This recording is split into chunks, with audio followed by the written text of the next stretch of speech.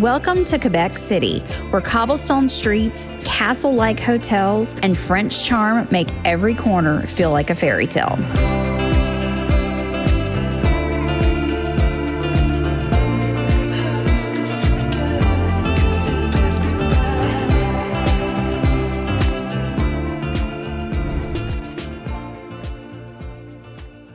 Good morning from beautiful Quebec City. It is a gorgeous day today. Here in October, the leaves are changing, the sky is blue, the weather is cold, but it's fantastic. And we are about to go explore this gorgeous city. We do have a walking tour first, and then we're going to explore on our own. This is the Chateau Frontenac. And the Chateau Frontenac is named to honor one of the greatest governors during the New French period. His name was Louis de Buade, Comte de Frontenac. So to honor him, they named the Chateau Frontenac after him. The first person to come here with that family name. With that family name? Yeah. Wow. So we'll see those plaques all over Well, the you'll city. see those plaques. Yeah, you'll see all those plaques all around the area. I'll point a few out because right now we're in the center where there's a lot of original houses from the French period, pretty much where everything started around here. Is that a wooden gutter? It Probably is. It is. Wow. You don't see that very often. This is a house typical of the French period. I know that by looking at the type of stone used and the type of windows, which is different from this one, from the British period. Now, probably during the French period, there probably was another house here that was redone or burned down and was redone during the British period in another style. Because the French would take stone in the quarries nearby to build their houses. So the stone was more irregular. During the British period, they brought here stone cutters. So as the year went on, well, we ended up with nice cut stone, more regular stone. That's not really the final version of the cut stone like we'll see on Royal Place on the other side, but you can see the stone is more regular and squarer. Yeah. The other thing, the windows. Now, during the French period, the French would have to import their windows from France. Now, as you might imagine, glass will break on the ship for 2 to 3 months crossing over here. So they would make smaller window panes. And it is said they would carry them here sometimes in either barrels of flowers or sometimes barrels of molasses. I don't know who had the job to lick them when they got here, barrels of molasses. But so that's why we have smaller window panes here. And again, during the British period, well, they had glass makers here that they brought from England. So the people started making glass, so we could have bigger window panes. I would have hated to have to clean those windows before they put them up. Yeah. All that molasses on them.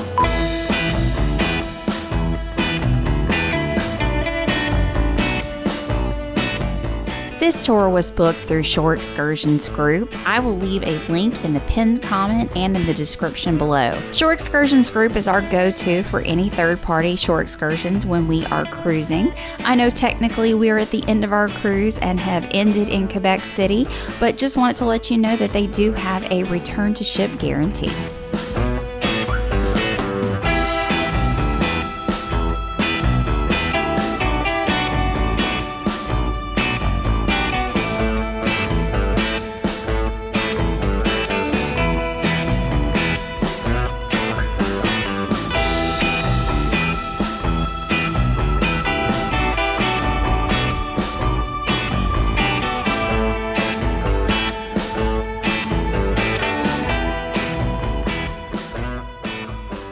We have finished our walking tour. We started in the lower city, we ended in the upper city, and we are here on St. John Street where we just popped in and had some lunch because we were absolutely starving. Really good lunch here, by the way. Wings with that smash burger.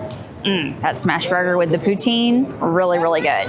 So when we only showed you a very small portion of the tour, the tour itself was about 2.5 hours long. And what we're gonna do now is we're gonna kind of re-walk that area and tell you what we learned on the tour. I feel like that's gonna be a better video experience than us having the camera on the tour guide. But he was absolutely fantastic. We really enjoyed it. We learned a lot from him. There are 2 ways down into the old city. The first is these stairs. This is nicknamed the breakneck stairs. I wonder why. And there's been a staircase here since 1635. That's a long time. Now, not these actual stairs, but there's been a staircase here since 1635. Nicknamed breakneck because in the beginning, there was not these stop platforms. It was just a straight up staircase, and it was made out of metal. So during the winter, when it was ice and snow and rain, guess what would happen?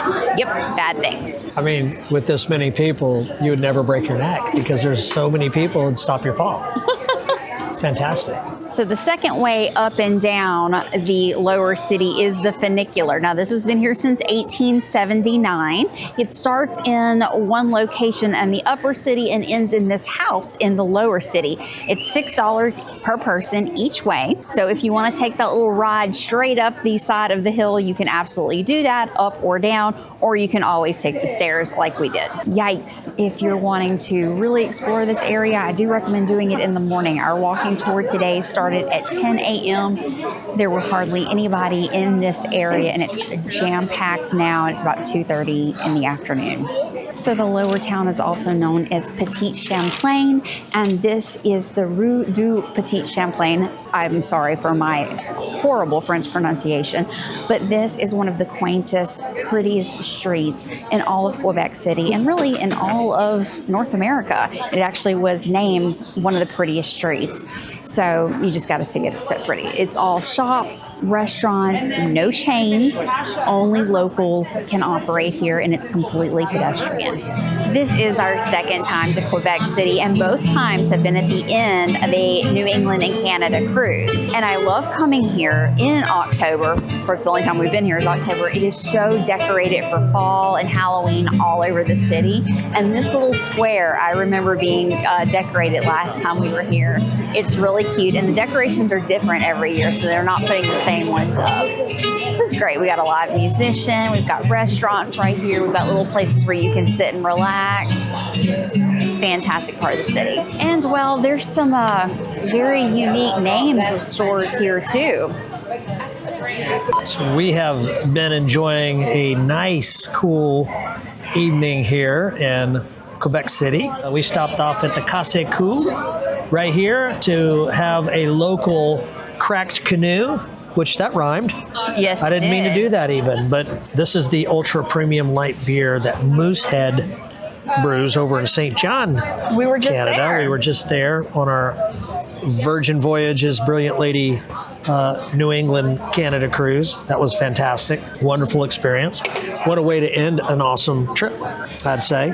And we're not even done. No. So we, still daylight, and we haven't even checked into our hotel yet. No, we just dropped our bags this morning. Yeah.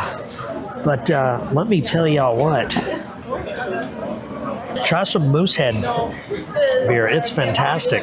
This is like our Michelob Ultra back at home in the States. This is Cracked Canoe Ultra Premium Light. It's super good. Super good. Only it's got more calories than Michelob though. It's a very different vibe in the evenings than it is in the morning. So it's about 5 o'clock now. We've been sitting, enjoying, hanging out on Petit-Champlain, and we're wandering still in the lower part of the city right now, but it is really bustling now. So many more people. Like this morning, we were walking around and all the restaurants were empty, and now they're all full. It's time to eat. It's time to, drink and relax, and it's Friday night, so people are really out and about. This is one of the fun facts that was pointed out. This building is squared at the top and rounded at the bottom. And he's like, why do you think that is? We're looking at it and we're like, we have no idea. It's because this is on a corner. And so the carriages would come around the corner and clip the building and damage the building. So the owner finally just kind of threw up his hands and rounded the edge of the building. And then you'll also see like brass poles throughout the lower city on the corners, and that is to protect the buildings as well. So I thought that was pretty cool.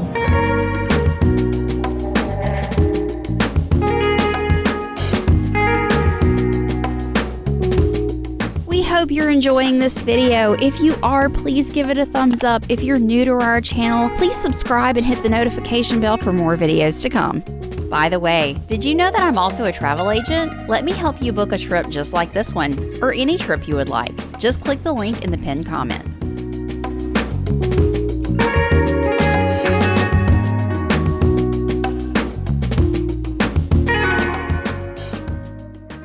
Look who I found here. Look at this guy. Look at this girl. We're having a good time here in Quebec City. So we had an interesting evening. We were planning on just roaming the lower city, and we walked into a pub and we never left. We met a fellow YouTuber that was really cool. His name's Carl Watson. You need to go check out his channel because he makes excellent travel documentaries. Funny story is we actually have seen his videos before in researching trips for ourselves. Yeah, we saw one video where he went to Antarctica, and I was worried about going there. I watched his video and I was like, I loved his videos, but when he was talking about the sketchy part of coming into Ushira. yeah, It'll be fine. It'll be fine. but when I met him tonight, he was like, dude, you should definitely do it. Yeah, he said talked me into Antarctica it. was awesome. Check him out. His videos are fantastic. Content is wonderful. You will not be sorry. And a great guy to boot. We had a great time having some cocktails with him for the night. We did. What a treat. So we got a little bit skewed in our plans, but we have come to the hotel, checked in, dropped our bags because we just had them on hold this morning. And where we are on Rue Saint Louis. So there's lots of restaurants on here. So we're going to grab a bite to eat. So we ended up almost right across the street from our hotel at Bello Italian restaurant. This was a recommendation of our tour guide this morning. And as soon as we walked in, we smelled and we're like, oh yeah, this is it. Fire oven over here where they cook the pizza, wood burning oven. They cook the pizza, and we have a nice table where you can look over and see the fire directly. Feel the fire. You can actually feel the warmth from it, which is nice because it's a cool, brisk evening. So it's a nice balance. This lasagna is killer. Very, very good lasagna, man. Just the right amount of cheese, right amount of pasta. It's delicious. A lot of layers. I mean, there's like tons of layers of noodles, pasta, which I love. So I got the rigatoni bolognese, and it is very good.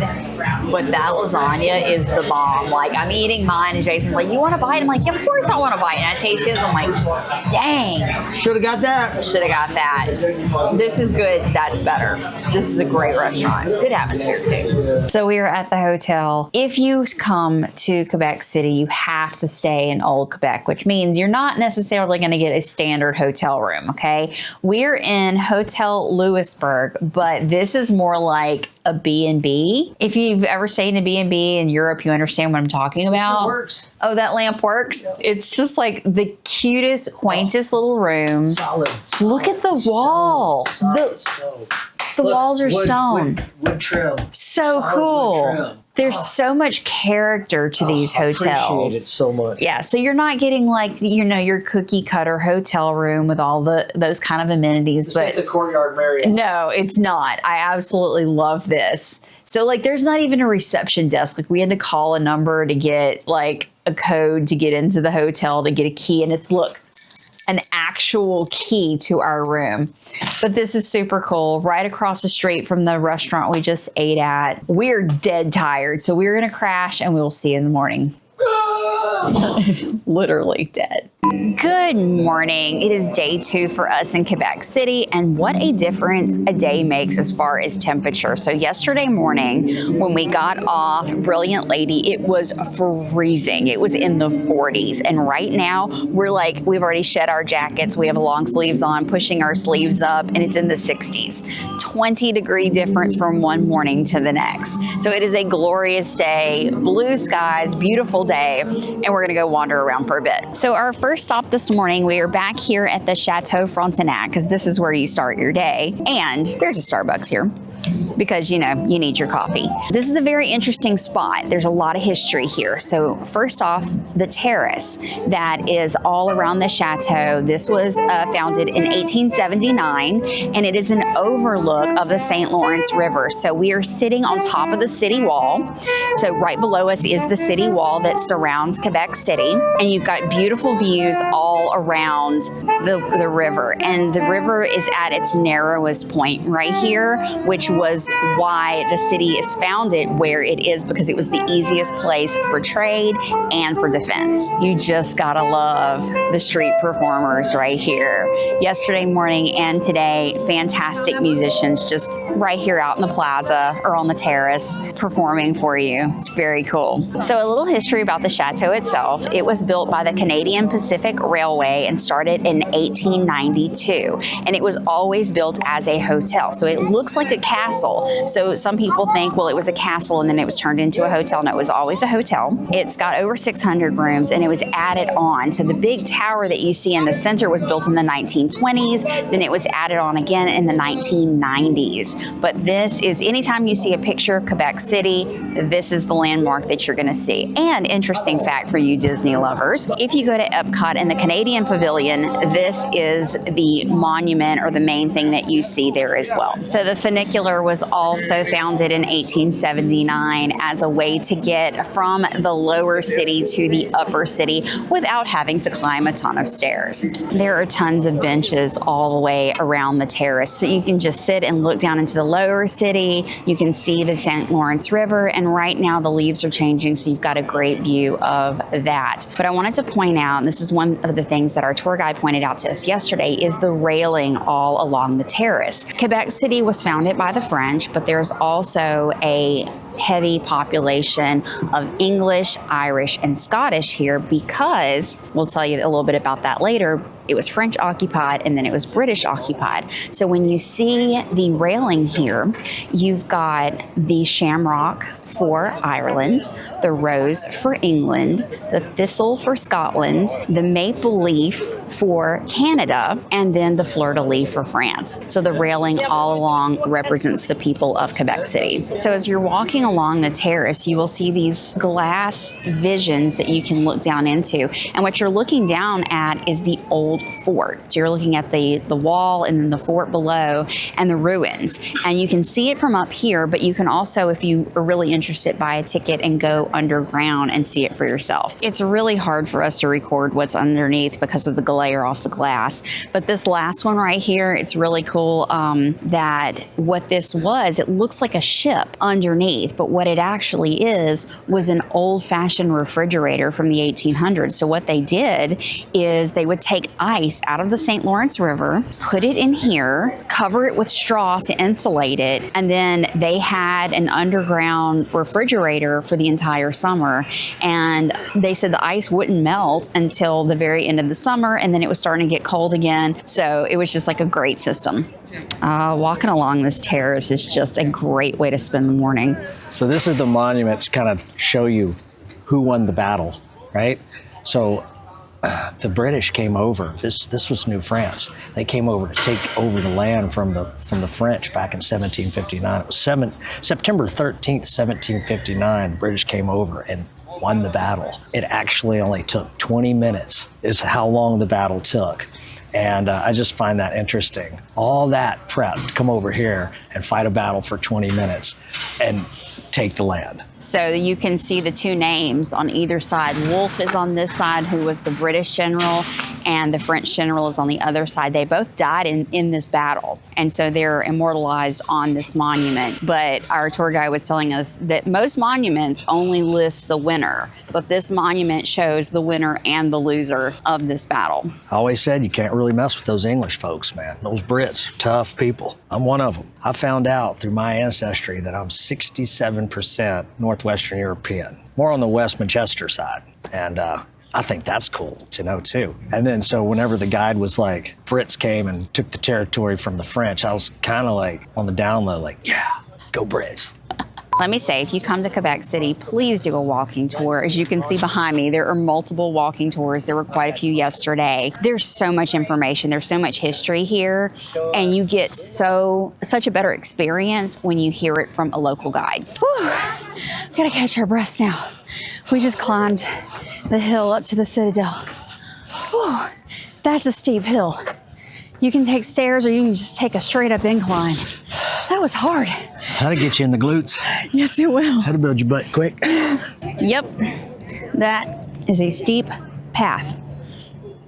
Okay, now that I've caught my breath and can talk again, This is the Plains of Abraham. So this is right outside the Citadel.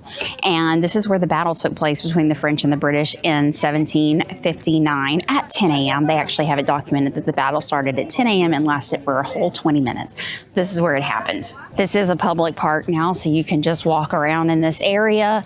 You can sit and have a picnic if you want. But climbing up here and getting the views of the city are just spectacular. So we have made it all the way up to the Citadel of Quebec. Now this is the highest point of the city. This was originally a French fortification, and then when the British came in, they built what you see today. It was built between 1820 and 1831, and it is a stronghold. It was built to protect the city from the Americans who never came. This is really cool. At the end of the terrace, you see this just like chute coming down. Like, what is that? Well, it's nothing in the summer, but in the winter, it's a toboggan chute or toboggan slide. So you can go over to the kiosk over here that says 1884, rent a toboggan, go up the hill and come down. And it's not just this slide. Whenever it's winter time, it extends all the way back down to the little kiosk where you rent your toboggan from.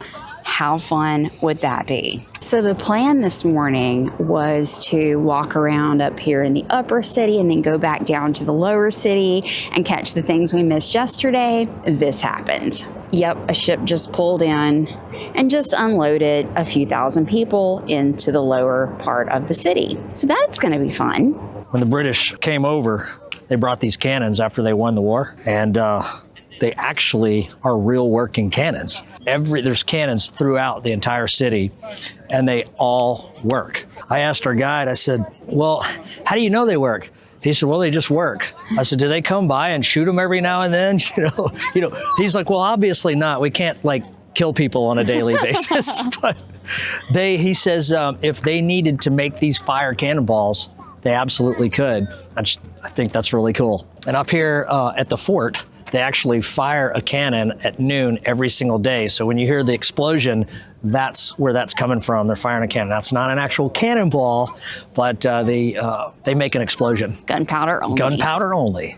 We keep walking back and forth along the terrace. So we're back here in front of the chateau, but I wanted to show you this area right here. This is the UNESCO site. So Quebec City has been part of the UNESCO Heritage Center since the 1940s, and this square right here represents that. What's cool is everything in the city is historic. So the buildings, if they need refurbishment, have to be done to a historic standard.